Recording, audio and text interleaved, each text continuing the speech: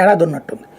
అది అయిపోతే ఇవన్నీ ఆమోదించేస్తారు కదా, నెంబర్ 1. రెండోది ఏంటంటే ఇవి నేను విన్నదైతే కనుక, ఇది విన్నది ధృవీకరణ కానటువంటిది, దాన్ని ఏమంటారు, బార్గెనింగ్ నడుస్తుంది. ఇప్పుడు పార్లమెంట్ సభ్యుడు, రాజ్యసభ సభ్యుడు రాజీనామా చేస్తే కొంతమందికి వాళ్ళకే ఇచ్చారు, అది దానికి ఒక లాలూచి ఉంటుంది.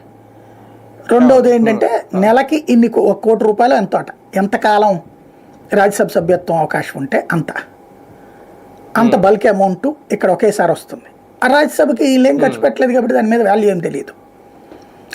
ఇక్కడ దీనికి కూడా 20 లక్షలు ఎంతో చెప్తున్నారు నెలకి ఉన్న అవకాశాన్ని బట్టి, లేదా టోటల్గా ₹1 కోటి అట్లాగా కొంతమంది బల్క్ అమౌంట్ ఏకదమ్ ₹1 కోటి ఇచ్చేది. అసలు 10 పైసలు ఖర్చు లేకుండా వచ్చిన దానికి ఇక భవిష్యత్తులో మళ్ళీ వీళ్ళకి ఎమ్మెల్సీ రాదు. ఇప్పుడు ఉంటే పార్టీలో కష్టపడాలా, కేసులో బొక్కో భోషణమో ఉండాలా.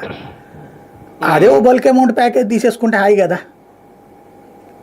ఈ రూట్లో కూడా ఉండొచ్చు. ఇది నిజమో కాదో తెలియదు, ఇది వైసీపీ వాళ్ళు చేస్తున్న ప్రచారం. అది అంటే వీళ్ళ స్వలాభం ఆలోచించుకుంటున్నారు, అందుకే రాజీనామాలు చేస్తారని అని వీళ్ళు ప్రచారం చేస్తున్నారు. అది ఎంతవరకు వస్తుందో మనకు తెలియదు.